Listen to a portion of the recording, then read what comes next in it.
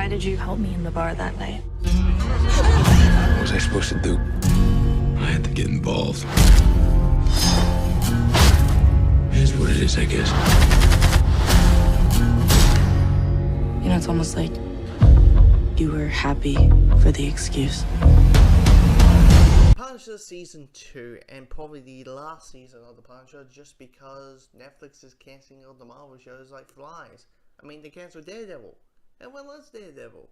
Hallway fights. Oh, getting me watching Season 2, it felt really weird because, you know, I was like the only 4 people on the planet who didn't like Series 1.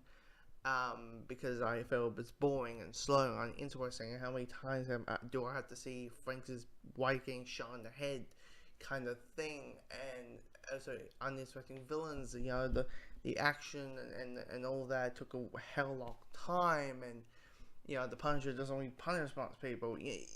All these things, you know, it was one of those things where like Series 1, all the negatives kind of like swing at me more than the positives. Now, with Series 2, it is a better season, personally, for me. It is a better season, still has its problems. Like, the gratuitous sex scenes, I mean, I was like, why do we need this here? This is no reason why. Unless you want, it seems like you just want to go artsy-fartsy over this, but there's no negative purpose to have that there. The thing is, you know, Series 1, I complained that, you know, the Punisher doesn't punish most people. This season does. It's like nearly one every couple episodes there's a gunfight, you know, car chase, you know, a head getting blown off, kind of, you know, blood splatter comes out, Frank's gun, you know. It's one of those things where you, like, carefully whisper because there's a lot of them. Which kind of maybe a little bit of happy camper. Like, it is one of those things where if you're a gore freak, all the positives, and there's still a lot of positives I do like to mention, but when it comes to the negatives really swing out. And I will say this, the current theme with all of the Marvel Netflix shows is 13 episodes is way too fucking long. 13 episodes is way too long. This should be like 10, really. Because it did feel a little bit of the whole, we need to capture this person and they escape and capture this. It's kind of like Jessica Jones Series 1. You know, they cast Kilgrave and, you know, Kilgrave escapes. Because we got like another, you know, like 3 more episodes to go. And that's what it felt like.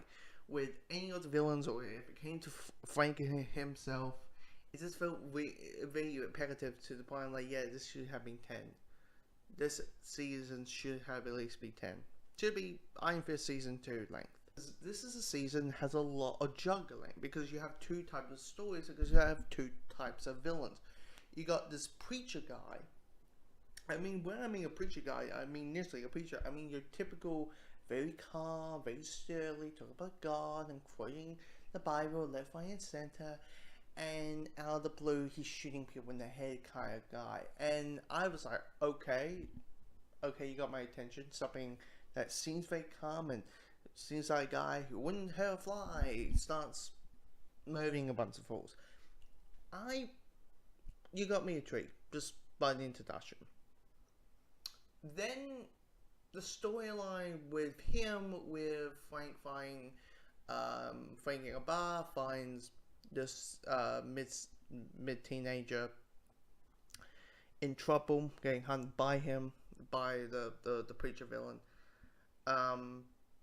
Kind of just episode 5 comes along, it just feels like a tack along, like, oh shit, we have to deal with this, versus a very natural way of aggression.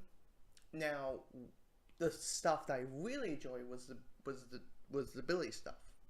Really, I really enjoyed the Billy stuff, the Jigsaw stuff, because the weird thing is, when it comes to Billy and Jigsaw back in Series 1, I was kind of like, oh my god, can he stop being so cliche with every dialogue? He's just saying cool villain dialogue, if you know what I mean. He's just, I get you're the villain, but can you not be the villain? Can you, like, have a purpose here or that? Back in Series 1.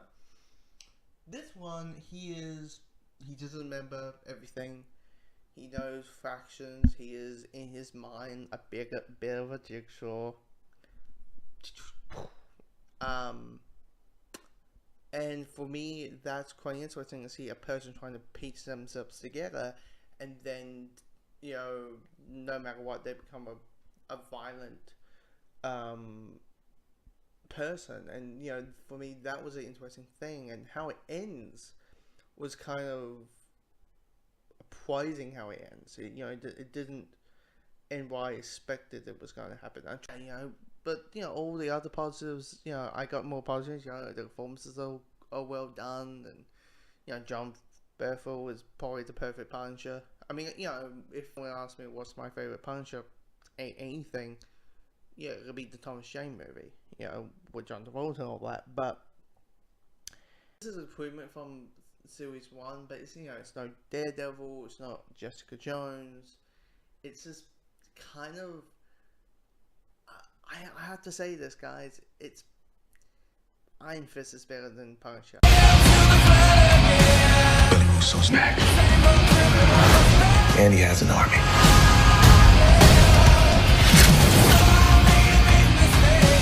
Frank, people are gonna die. I'm gonna end it. What if Billy kills you? I'm not the one who dies, kid. I'm the one who does the killing.